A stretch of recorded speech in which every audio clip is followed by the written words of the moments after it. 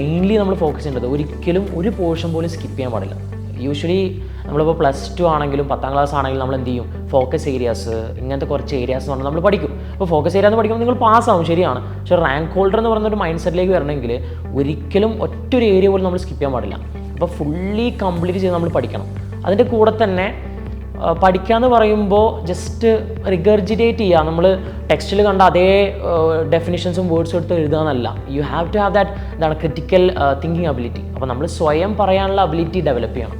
അപ്പോൾ പ്രത്യേകിച്ച് P-level പേപ്പേഴ്സൊക്കെ വരുമ്പോൾ നമ്മൾ ഇതുവരെ കാണാത്ത ക്വസ്റ്റ്യൻസ്, ഇതുവരെ ചെയ്യാത്ത മോഡൽ ക്വസ്റ്റ്യൻസ്, അപ്പോൾ നമുക്ക് സ്വയം എന്ത് ചെയ്യണം, ഉത്തരം പറയാൻ കഴിയണം. അപ്പോൾ അതിനെന്താ ചെയ്യുന്നത് വെച്ച് കഴിഞ്ഞാൽ basically you have to practice അല്ലോ. ഇപ്പോൾ യൂഷ്വലി ഞാൻ ചെയ്തെന്താ വെച്ച് കഴിഞ്ഞാൽ നമ്മളുടെ പാസ്റ്റ് പേപ്പേഴ്സ് ഉണ്ടാവും, എക്സാം കിറ്റ് ഉണ്ടാവും. പാസ്റ്റ് പേപ്പേഴ്സ് എക്സാം കിറ്റ് ആകുമ്പോൾ അതിൻ്റെ സജസ്റ്റഡ് ആൻസേഴ്സ് ഉണ്ടാവും.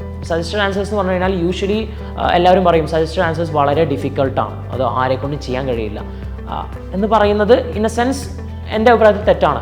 നമ്മൾ കുറച്ചൊരു എഫേർട്ട് ഇടുകയാണെങ്കിൽ, ആ ഒരു പെർഫെക്ഷനിസം വേണമെന്ന് തോന്നുകയാണെങ്കിൽ, you can have your answers B that quality. ഇപ്പോൾ എക്സാമിനേഴ്സ് എക്സ്പെക്ട് ചെയ്യുന്ന സജസ്റ്റഡ് ആൻസേഴ്സിൻ്റെ ക്വാളിറ്റിയിലേക്ക് നമുക്ക് എത്തിക്കാൻ പറ്റുന്നുണ്ടെങ്കിൽ obviously you can hold that rank, you can achieve that rank.